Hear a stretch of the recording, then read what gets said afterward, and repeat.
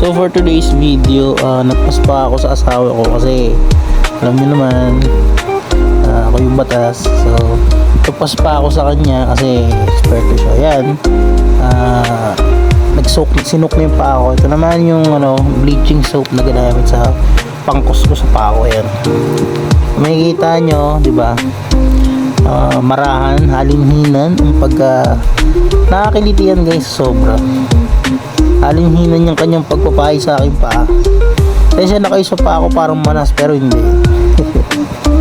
So yan, yung tubig na yan maligamgam para yung mga kalyo matanggal. Yan, yung bleaching soap na yan yung ginagamit niya papaputi ng balat tsaka pang moisturize.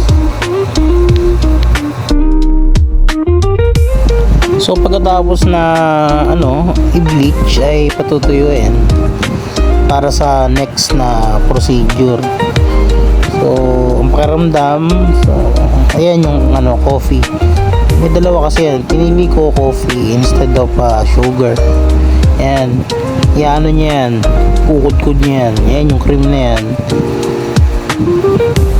Ayan, buhos ulit, pakid ulit ng cream. Ayan, kung makikita nyo yung paa ko, kinling wrap, parang lumpia. So hindi, joke lang guys. Ngayon talaga yung procedure nyan. Ayan, ayan, para siyang soap. Hindi ko alam kung ano yan eh. So sa pakiramdam, medyo mainit-init. Goods na goods talaga. Ayan, bula-bula. Tapos papahit pa rin yung coffee para manuot dun sa aking balat. Tsaka hindi siya mag-dry. So dito sa part na to natatawa talaga ako kasi kinikis-kis niya yung paa ko eh.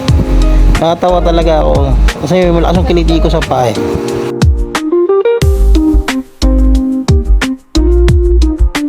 Ito na, kudkuran na ng tag dito, kalyo. Ilagyan na ng kalyo, parang kalyo yata eh. Kalyo lotion. Ayan, yung mga kalyo na tatanggalin. So makapal talaga yung kalyo kasi dati na naglalaro ko ng basketball.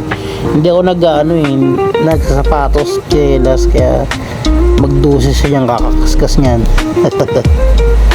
Ayan, pahid na naman ng cream, pampalambot. Pero sa buong buhay ko guys, ngayon lang ako na foot spa. Ayan, titignan nyo yan. Para, hindi ko alam kung ano dyan eh. Parang paano may diabetes yung tinatakpan.